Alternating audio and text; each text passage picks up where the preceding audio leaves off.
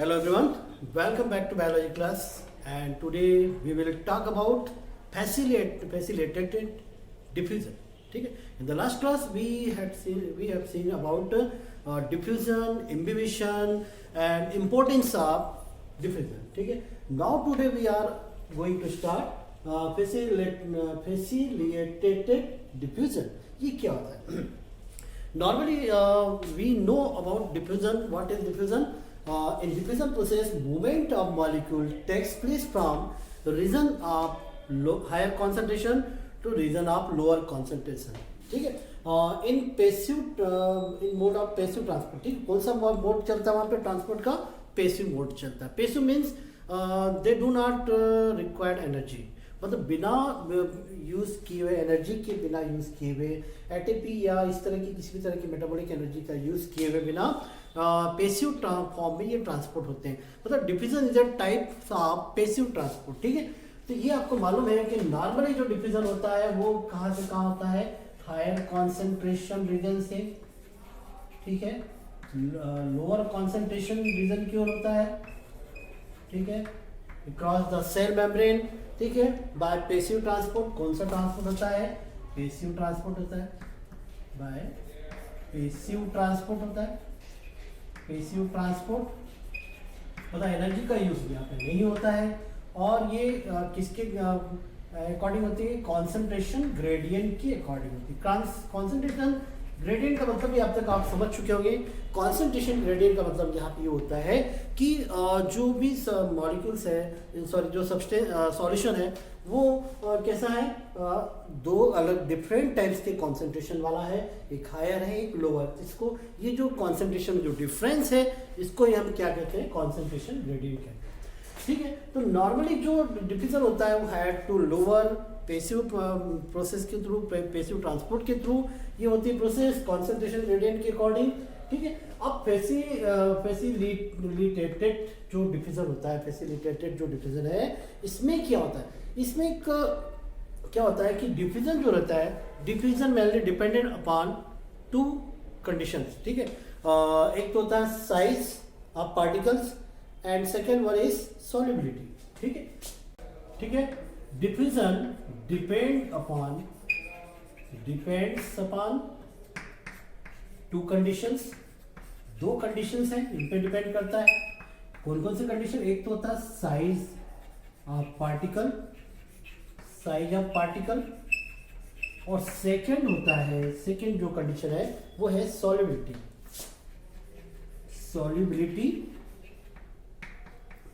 Of substance. ठीक है, particle की साइज जितनी स्मॉल रहेगी, size of particle is small, then the rate of diffusion is higher या फास्टर. ठीक है, पार्टिकल की साइज जितनी छोटी रहेगी, ठीक है, size of particle is smaller, then rate of diffusion is higher. ठीक है, इसकी साइज जितनी स्मॉलर रहेगी, रेट ऑफ डिफ्यूजन क्या रहेगा? रेट ऑफ डिफ्यूजन जो रहेगा वो क्या रहेगा? हाई. ठीक है, और साइज यदि लार्ज रहेगा, बिग साइज रहेगी, पार्टिकल की साइज बिग रहेगी, तो रेट ऑफ डिफ्यूजन क्या हो जाएगी? स्लो हो जाएगी. ये याद रखिएगा. It means rate of diffusion is inversely proportional to size of particle. ठीक है, rate of diffusion is inversely proportional to size of particles. ठीक है, याद रखिएगा. तो एक तो साइज ऑफ पार्टिकल पे भी डिपेंड करते हो, दूसरा सॉल्युबिलिटी. उसकी सॉल्युबिलिटी जितनी ज़्यादा रहेगी उतने ही जल्दी वो डायरेक्ट डिफ्यूज हो जाएंगे. ठीक है, ये if substance is soluble, then soluble in किसमें? Lipid. As we know, there is a lipid bilayer in cell membrane. जिन मेम्ब्रेन के थ्रू सब्सटेंस या पार्टिकल्स को पार होके जाना है, ट्रांसपोर्ट होना है या डिफ्यूज होना है, तो वो कौन सी लेयर है? लिपिड बाइलेयर है. वो कैसी लेयर है? लिपिड बाइलेयर है. तो लिपिड बाइलेयर है मतलब इस लिपिड में उसको सॉल्युबल होना जरूरी है. उसकी सॉल्युबिलिटी लिपिड में जितनी ज़्यादा होगी, when solubility of substance is higher in lipid, then it easily diffuse through cell membrane. ठीक है, उसकी सेल लिपिड में जितनी ज़्यादा सॉल्युबिलिटी रहेगी पार्टिकल सब्सटेंस की, वो उतने ही इजीली क्या हो जाएंगे, डिफ्यूज हो जाएंगे। तो ये आपको याद रखना है, डिफ्यूजन प्रोसेस दो कंडीशन पे डिपेंड करती है। एक तो है साइज ऑफ पार्टिकल्स, ठीक है, एक क्या है साइज ऑफ पार्टिकल, और सेकंड सॉल्युबिलिटी। उसकी जितनी साइज स्मॉल रहेगी वो उतनी ही जल्दी रेट ऑफ, उतना ही फास्टर उसका रेट ऑफ डिफ्यूजन होगा, और जितनी साइज ज़्यादा रहेगी, बड़े साइज के रहेंगे, वो रेट ऑफ डिफ्यूजन उतनी ही स्लो रहेगी। सॉल्युबिलिटी जितनी ज़्यादा रहेगी, solubility more than diffusion is more increase, और solubility is less then diffusion is less, है ना। तो ये होता है, तो ये दो कंडीशन आपको याद रखना है। तो ये नॉर्मली ऐसा होता है, लेकिन यदि कोई भी पार्टिकल यदि इसमें साइज ज़्यादा है, उसकी साइज बड़ी है, और यदि उसकी सॉल्युबिलिटी कम है, तो ये दो कंडीशन जो रहेगी, तो उस समय मतलब नॉर्मली वो डिफ्यूज नहीं हो रहा है। यदि उस पार्टिकल की साइज ज़्यादा है या उसकी सॉल्युबिलिटी नहीं है सेल लिपिड के साथ, तो क्या होगा, वो इजीली डिफ्यूज नहीं होगा। तब ऐसी कंडीशन में क्या करेंगे, तब ऐसी कंडीशन में इसको फैसिलिटेटेड, मतलब उसको कुछ फैसिलिटी देना पड़ेगा डिफ्यूज होने के लिए, और तभी वो डिफ्यूज हो पाएगा। ठीक है, आ रहा है समझ में। तो ऐसी सिचुएशन में जो डिफ्यूजन होता है, that is called facilitated diffusion. ठीक है, उसको क्या कहेंगे हम, फैसिलिटेटेड डिफ्यूजन कहेंगे। और ये जो फैसिलिटेटेड डिफ्यूजन है, इसमें उसकी स्पेशल फैसिलिटी दी जाएगी। कैसे, अब देखते हैं इसको हम डायग्राम के थ्रू। तो ये तो आपको इसकी बेसिक जो फंडा है वो आपको समझ में आ गया कि जो डिफ्यूजन है वो किस पे डिपेंड कर रही है, पार्टिकल की साइज पे और उसकी सॉलिडिटी पे। तो यदि पार्टिकल की साइज स्मॉलर है तो इजीली वो डिफ्यूज हो जाएगा, और यदि नहीं है तो वो बिग साइज का है तो उसके डिफ्यूजन की रेट स्लो हो जाएगी, या उसको डिफ्यूज होने के लिए कुछ और फैसिलिटी देना पड़ेगा। सेकेंड है सॉल्युबिलिटी। सॉल्युबिलिटी यदि उसकी लिपिड के साथ है तो क्या होगा, वो आसानी से डिफ्यूज हो जाएगा, और यदि नहीं है तो उसको कुछ फैसिलिटी देनी पड़ेगी। किस तरह की फैसिलिटी होगी, तो ये जो फैसिलिटी दी जाती है किसमें, फैसिलिटेटेड डिफ्यूजन में। चलिए देखते हैं हम इसको, हम एक डायग्राम के थ्रू इसको समझेंगे।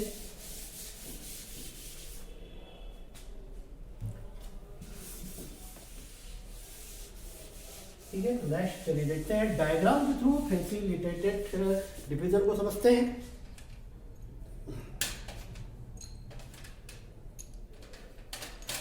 As we know, cell membrane is made up by lipid bilayer। Cell membrane जो है हमारी, जिसके थ्रू ये सभी मॉलिक्यूल ट्रांसपोर्ट हो रहे हैं, वो किससे बने होते हैं, लिपिड बाइलेयर से बने होते हैं, या लाइपोप्रोटीन की बनी होती है लेयर, है ना।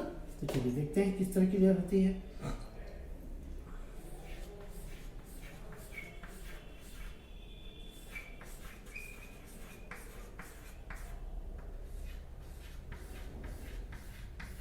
ये आपने सेल मेम्ब्रेन का डायग्राम देखा हुआ है, ठीक है।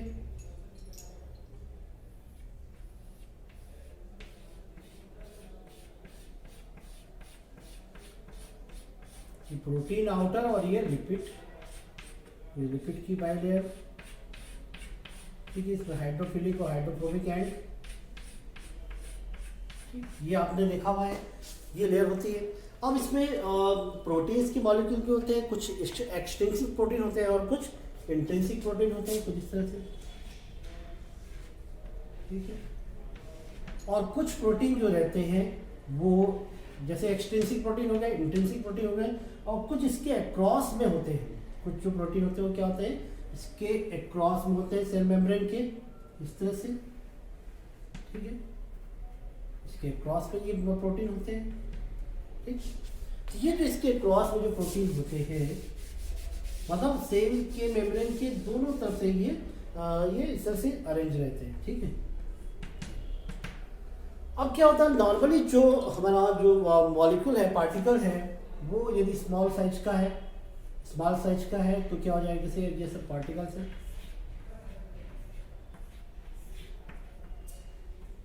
ठीक है। तो स्मॉल साइज के हैं वो तो इजीली क्या हो जाएंगे, यहाँ से ट्रांसपोर्ट हो जाएंगे, इजीली क्या हो जाएंगे, वो ट्रांसपोर्ट हो जाएंगे, है ना। ये आसानी से क्या हो जाएंगे, ये ट्रांसपोर्ट हो जाएंगे यदि साइज इनकी छोटी है। ये आप देख रहे हैं, आसानी से ट्रांसपोर्ट हो जाएंगे, ठीक है, cross the cell membrane. But when particle is larger in size, larger size के होंगे तो क्या होगा, उनको स्पेसिफिक मतलब एक फैसिलिटी मिलती है, और ये पार्टिकल्स किसके थ्रू आते हैं, इंट्रिंसिक प्रोटीन के थ्रू क्या होंगे, इसके पार जाएंगे। ठीक है भाई, इंट्रिंसिक प्रोटीन के थ्रू क्या होंगे, इसके आर पार जाएंगे, ये इस तरह से। तो ये जो अक्रॉस जो सेल मेम्ब्रेन के अक्रॉस जो कुछ प्रोटीन के मॉलिक्यूल होते हैं, उनके थ्रू ये इनको फैसिलिटी दी जा रही है, जो लार्ज साइज के पार्टिकल्स हैं या ऐसे पार्टिकल जो लिपिड में क्या होते हैं, इनसॉल्युबल होते हैं। ठीक है, हाइड्रोफिलिक नेचर के होते हैं, मतलब कैसे होंगे वो, हाइड्रोफिलिक नेचर के होंगे। एक तो ये पार्टिकल की साइज क्या है, पार्टिकल्स की साइज मोर है, बिग है। ठीक है, और क्या होता है, सॉल्युबिलिटी उनकी क्या है, सॉल्युबिलिटी लेस है। तो वो किसके थ्रू डिफ्यूजन करेंगे, देन इट्स डिफ्यूज थ्रू किसके थ्रू डिफ्यूज होंगे, प्रोटीन्स मॉलिक्यूल। ठीक, कौन से प्रोटीन, इंटीग्रल और इंट्रिंसिक प्रोटीन, इंटीग्रल प्रोटीन के थ्रू वो जाएंगे, ट्रांसपोर्ट होंगे। Such kind of diffusion is called facilitated diffusion, मतलब इनको स्पेशल फैसिलिटी दी जा रही है जिसके थ्रू वो क्या हो रहे हैं, वो मूवमेंट करेंगे या डिफ्यूज होंगे। तो ये जो मूवमेंट कहलाती है वो कहलाती है facilitated diffusion, and rate of facilitated diffusion is more than normal diffusion. ठीक है, ये भी याद रखिएगा, rate of facilitated diffusion is more than diffusion, normal जो डिफ्यूजन है उससे इसकी रेट ज़्यादा होगी। ठीक है, ये आप याद रखिएगा। तो यहाँ पे आपने देखना कुछ मॉलिक्यूल जो लार्ज साइज के होते हैं वो उनके लिए कुछ स्पेशल फैसिलिटी दी जा रही है। आपको नॉर्मल याद रखना है कि when size of particle is smaller then rate of diffusion is higher, when solubility of substance of particle is higher then rate of diffusion is faster. ठीक है, तो लिपिड में जो इजीली जो सॉल्युबल रहेंगे, स्मॉल साइज के रहेंगे, वो सिंपल डिफ्यूजन से डिफ्यूज हो जाएंगे सेल मेम्ब्रेन के थ्रू। ठीक है, पैसिव ट्रांसपोर्ट के थ्रू। और यदि उनकी साइज बिग है या वो इनसॉल्युबल हाइड्रोफिलिक नेचर के, कैसे नेचर के हैं, हाइड्रोफिलिक नेचर के, हाइड्रोफिलिक नेचर के हैं, हाइड्रोफिलिक नेचर के हैं। ठीक है, जैसे सोडियम या कुछ चार्ज वाले हैं या चार्ज्ड है, चार्ज आयन है, जैसे सोडियम आयन, पोटेशियम आयन, है ना, ये है। तो वो किसके थ्रू जाएंगे, एक प्रोटीन चैनल के थ्रू जाएंगे, किसके थ्रू जाएंगे, प्रोटीन चैनल के थ्रू ट्रांसपोर्ट होंगे, और उनको एक स्पेशल फैसिलिटी दी जाएगी। जैसे भाई क्या है, हम कहीं जाते हैं, किसी तीर्थ स्थल में जाते हैं, सपोज आप वैष्णो देवी गए हैं या अमरनाथ गए हैं, ठीक है, या आप अपने देवास को ही ले लें, देवास माता जी की टेकरी पे गए हैं, तो कई लोग क्या होता है चढ़ नहीं पाते हैं, डायरेक्ट नहीं चढ़ पाते हैं। ठीक है, या पित्तर पर्वत है, आपने देखा होगा, वहाँ पे भी एक स्पेशल रोड है ना, गाड़ियों के थ्रू वहाँ से जाते हैं, कुछ लोग सीढ़ियों से चढ़ते हैं। वैसे वैष्णो देवी अमरनाथ में भी है या हमारे देवास टेकरी में भी है। तो वहाँ पे कुछ लोग झूले के थ्रू भी जाते हैं डायरेक्ट, मतलब उनको क्या स्पेशल फैसिलिटी दी गई।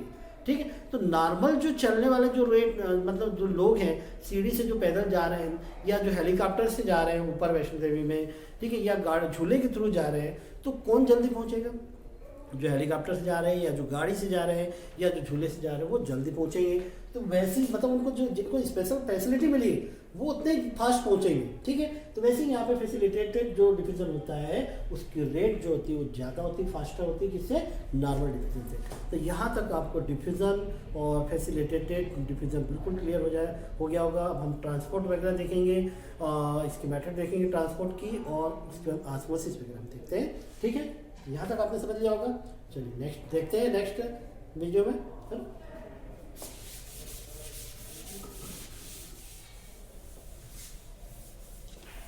तो ये देखा आपने फैसिलिटेटेड ट्रांसपोर्ट डिफ्यूजन में कुछ स्पेशल फैसिलिटी दी जाती है सब्सटेंस को, मॉलिक्यूल्स को, और उसके थ्रू वो डिफ्यूज होते हैं, ठीक है।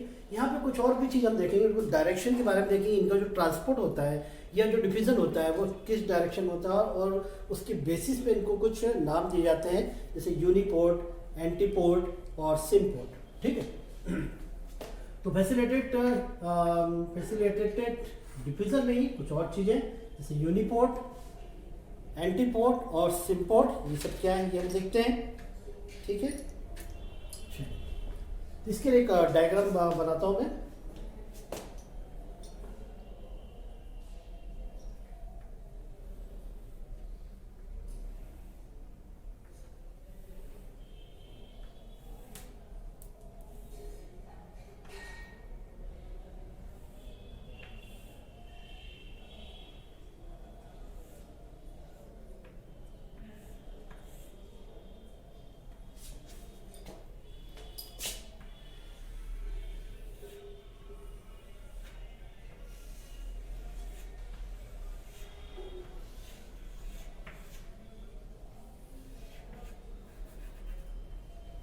ठीक है, ये सेल मेम्ब्रेन है। यहाँ पे कुछ बिग साइज के प्रोटीन मॉलिक्यूल जो रहते हैं, पोरिन्स बोलते हैं उनको। बिग साइज के जो प्रोटीन मॉलिक्यूल जो रहते हैं, बिग होल वाले प्रोटीन मॉलिक्यूल जो रहते हैं, उनको पोरिन्स कहते हैं, ठीक है। तो इनके थ्रू जो इनका जो ट्रांसपोर्टेशन होगा पोरिन्स मॉलिक्यूल के थ्रू प्रोटीन के, चलिए देखते हैं।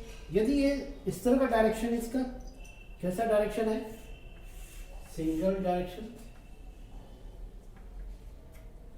ये सब्सटेंस ए है सपोज, इसकी मूवमेंट इधर हो रही है, ठीक है, ठीक है। तो इसको बोलेंगे यूनिपोर्ट, ठीक। ये क्या क्या ट्रांसपोर्ट कहलाएगा, यूनिपोर्ट ट्रांसपोर्ट कहलाएगा। When one type of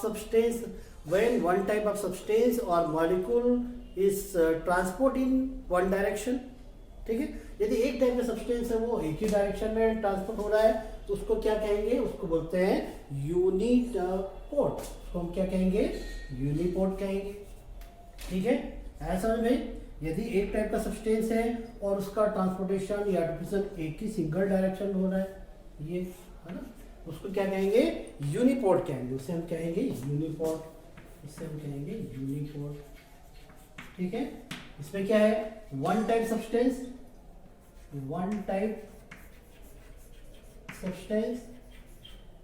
which transport in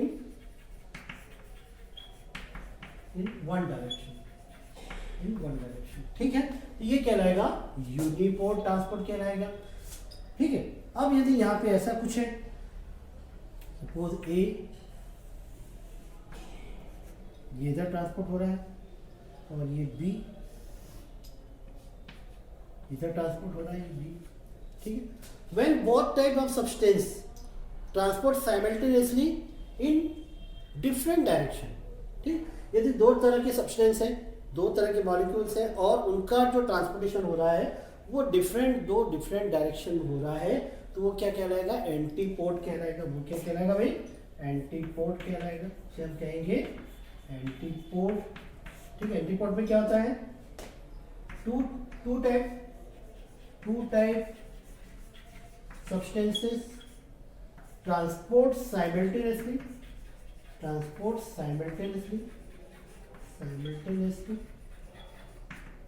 in two different direction, that is called antipode। ये अब देख रहे हैं, सब्सटेंस ए इस डायरेक्शन ट्रांसपोर्ट हो रहा है, तो ये सब्सटेंस बी इधर ट्रांसपोर्ट हो रहा है, दोनों का डायरेक्शन अपोजिट है, ठीक है। तो अपोजिट डायरेक्शन जब ट्रांसपोर्टेशन होगा साइमल्टेनियसली, ठीक है, दो डिफरेंट टाइप सब्सटेंस का, तो वो क्या रहेगा, एंटीपोड। और यदि ऐसा कुछ हो रहा है, कैसा हो रहा है भाई, ये ऐसा कुछ हो रहा है, ए एंड बी, ठीक है। When both type of two type of substance transport in same direction, यदि दो तरह की सब्सटेंस है और दोनों का ट्रांसपोर्टेशन सेम डायरेक्शन हो रहा है, उसके हम कहेंगे सिमपोर्ट। सिम मतलब सेम, ठीक है। When two type substance transport in two direction, मतलब same direction simultaneously is called symport transport. उसे हम कहेंगे सिमपोर्ट, ठीक है। तो यूनिपोर्ट, यूनि मतलब सिंगल होता है, एंटी मतलब अपोजिट होता है, और सिम मतलब होता है सेम। तो इससे हमको ध्यान रखना है, यदि हम कुछ भूल भी जाते हैं इसमें, तो फैसिलिटेटेड डिफ्यूजन में तो इस तरह का ट्रांसपोर्टेशन होगा, यूनिपोर्ट, एंटीपोर्ट और सिम पोर्ट ट्रांसपोर्टेशन। यूनि में सिंगल डायरेक्शन में, सेम डायरेक्शन में, और एंटीपोर्ट में दो अपोजिट मॉलिक्यूल दो अपोजिट डायरेक्शन में मूव करेंगे, और सिम पोर्ट में दो मॉलिक्यूल टू मॉलिक्यूल्स मूव या ट्रांसपोर्ट। यहाँ बता दें आप, टू मॉलिक्यूल्स या two types of substance transport simultaneously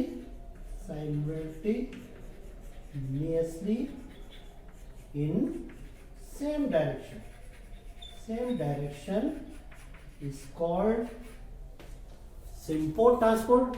तो आपने देखा यूनिपोर्ट और एंटीपोर्ट और सिमपोर्ट, तो जो फैसिलिटेटेड जो डिफिजन होता है उसमें ये तीन तरह का ट्रांसपोर्टेशन देखेंगे प्रोटीन मॉलिक्यूल्स के थ्रू, ठीक है, जो उसको फैसिलिटी प्रोवाइड करते हैं। तो यहाँ पे ये फैसिलिटेटेड डिफिजन कंप्लीट होता है। इसके बाद होता है एक्टिव ट्रांसपोर्ट, वो भी देख लेंगे हम, है ना। तो चलिए यहाँ तक आपको समझ में आ गया।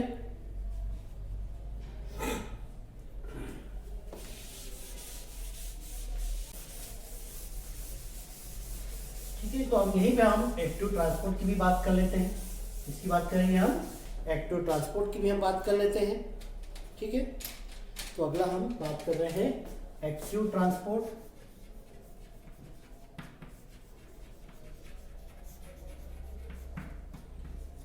ठीक है, तो एक्टिव ट्रांसपोर्ट जो होता है इसको अपफील्ड ट्रांसपोर्ट भी बोलते हैं। इसको क्या बोलते हैं? अपफील्ड ट्रांसपोर्ट भी कहते हैं। Active transport takes place by uses energy, ATP का यूज करके ये ट्रांसपोर्टेशन होता है। ठीक है, तो active transport takes place by using of energy, ठीक है, which generated by metabolic activities of plants. ठीक है, या जो भी हम प्लांट्स की बात करें, प्लांट में या और किसी भी ऑर्गेनिज्म में, तो जहाँ पे भी एक्टिव ट्रांसपोर्ट होता है वहाँ पर एनर्जी का यूज होता है। And it takes place against concentration gradient. तो यहाँ पे क्या हो रहा है? Uses energy. Active transport uses energy, इसमें एनर्जी का यूज हो रहा है। ठीक है, नाम से क्लियर है, तो इसमें एनर्जी का यूज होता है एक्टिव ट्रांसपोर्ट में। और देखिए अभी तक हमने जो देखा, डिफ्यूजन देखा, normal diffusion, they do not use energy. Passive transport होता है, फैसिलिटेटेड जो डिफ्यूजन था वो भी पैसिव था। ठीक है, यहाँ पे क्या हो रहा है? एक्टिव ट्रांसपोर्ट में, इसको एक्टिव इसलिए कह रहे हैं क्योंकि इसमें एनर्जी का यूज हो रहा है। और it takes place against concentration gradient, takes place against concentration gradient. Concentration gradient के अगेंस्ट हो रहा, मतलब ग्रेडियंट मतलब लोअर टू हायर हो रहा है, लोअर टू हायर हो रहा है। ठीक है, किधर से किधर हो रहा है भाई? लोअर टू हायर हो रहा है। और इसमें जो कॉन्सेंट्रेशन ग्रेडियंट्स के अगेंस्ट इसीलिए बोल रहे हैं कि लोअर टू हायर हो रहा है। और नॉर्मली जो हम देखते थे डिफ्यूजन, उसमें क्या होता था? उसमें डिफ्यूजन में हायर टू लोअर मूवमेंट होती थी मॉलिक्यूल्स की across through the cell membrane against through concentration gradient. वहाँ पे कॉन्सेंट्रेशन ग्रेडियंट के अकॉर्डिंग हायर कॉन्सेंट्रेशन से लोअर कॉन्सेंट्रेशन की मूवमेंट होती थी। जबकि यहाँ पे एक्टिव ट्रांसपोर्ट में एनर्जी का यूज हो रहा, वहाँ पे एनर्जी यूज नहीं होती थी, पैसिव फॉर्म में होती थी। और जो फिजिकल जो प्रोसेस होती थी डिफ्यूजन, मतलब उसमें जो दूसरी जो प्रोसेस होती थी इस तरह की, उसके थ्रू होती थी। लेकिन यहाँ पे एक्टिव ट्रांसपोर्ट में मेटाबॉलिक एनर्जी ATP का यूज किया जाता है। यहाँ पे क्या होगा? ATP का यूज किया जाएगा जब हम पैसिव ट्रांसपोर्ट की बात करेंगे। ठीक है, और कॉन्सेंट्रेशन ग्रेडियंट के अगेंस्ट होगी प्रोसेस, लोअर टू हायर होगी। और ये मोर स्पेसिफिक होते हैं। कैसे होते हैं? ये मोर स्पेसिफिक होते हैं। और यहाँ पे एक पंप की रिक्वायरमेंट होती है। ठीक है, ये हाईली स्पेसिफिक तो होते हैं, और एक चैनल बनती है, एक पोटेंशियल, एक पंप बनता है। ठीक है, pump molecule against a concentration gradient. ठीक है, तो पंप के थ्रू इसमें ये प्रोसेस होती है। और ये जो प्रोसेस पूरी जो हो रही है एक्टिव ट्रांसपोर्ट की, मैंने बताया कि यहाँ पे एनर्जी का यूज़ हो रहा है, लोअर टू हायर हो रहा है, और कॉन्सेंट्रेशन ग्रेडियंट के अगेंस्ट हो रहा है। सपोज हमारे घर में जैसे हमको पानी चढ़ाना ऊपर, ठीक है, हमको पानी कहाँ चढ़ाना? अपने घर की टंकी में चढ़ाना है। और जो टैप एंड नल है उसमें पानी बहुत कम प्रेशर से आ रहा है। ठीक है। नॉर्मली क्या होता है, हाई प्रेशर से लो प्रेशर की ओर ये मूवमेंट होगी, लेकिन यहाँ पे क्या हो रहा है कि प्रेशर कम है और हमको पानी को ऊपर चढ़ाना है, तो हम क्या करेंगे, मोटर लगाते हैं। ठीक है, तो वैसे एक्टिव ट्रांसपोर्ट जो होता है यहाँ पे कुछ पंप के थ्रू ये पूरी प्रोसेस होती है, और एनर्जी, मेटाबॉलिक एनर्जी का यूज किया जाता है और कॉन्सेंट्रेशन ग्रेडियंट्स के अगेंस्ट हो रही है, लोअर टू हायर हो रही है। ठीक है, जैसे मैंने बताया कि प्रेशर कम है और हमको हाई लेवल तक पहुंचाना है, ऊंचाई तक पहुंचाना है, तो वहाँ पर हम क्या करेंगे, मोटर लगाते हैं। तो वैसे ही यहाँ पर ऐसी सिचुएशन जब अपोजिट कंडीशन रहती है, लोअर टू हायर इसके डिफिजन कराना है, तो क्या होगा, ये चूंकि अगेंस्ट है कॉन्सेंट्रेशन ग्रेडियंट के, तो ये यहाँ पे मेटाबॉलिक एनर्जी एटीपी का यूज करके पूरी प्रोसेस होती है। ठीक है, देखिए सब बातें होंगी। मैक्सिमम ट्रांसपोर्ट होगा कब, जब ऑल प्रोटीन्स आर एक्टिव। ठीक है, सभी प्रोटीन जो एक्टिव रहेंगे तभी यहाँ पे क्या होगा, मैक्सिमम ट्रांसपोर्ट होगा। तो ये जो या सभी तरह प्रोटीन यूज होंगे। मैक्सिमम ट्रांसपोर्ट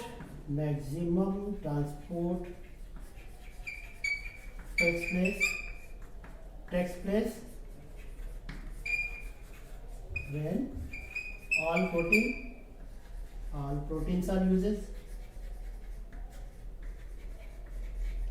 ठीक है, तो ये कुछ बातें इससे एक्टिव ट्रांसपोर्ट से रिलेटेड, कि इसमें एनर्जी का यूज होता है, कॉन्सेंट्रेशन ग्रेडियंट के अगेंस्ट वर्क करते हैं, लोअर टू हायर इसमें मूवमेंट होती है, मोर स्पेसिफिक होते हैं, और maximum transport takes place when all proteins are used. ठीक है, इसको अपफील्ड ट्रांसपोर्ट भी बोलते हैं। ये सब बातें आपको याद रखना है। यहाँ पे एक्टिव ट्रांसपोर्ट भी कंप्लीट हो गया, फिर सिलेटेड डिफ्यूजन, नॉर्मल डिफ्यूजन, उसका एप्लीकेशन कंप्लीट हो गया है। ठीक है, अब आगे हम देखेंगे ऑस्मोसिस और कुछ सिम्प्लास्ट और एप्रोप्लास्ट ट्रांसपोर्ट मूवमेंट भी देखेंगे हम, है ना। तो ये इसको तैयार करिए, मिलते हैं नेक्स्ट लेक्चर में।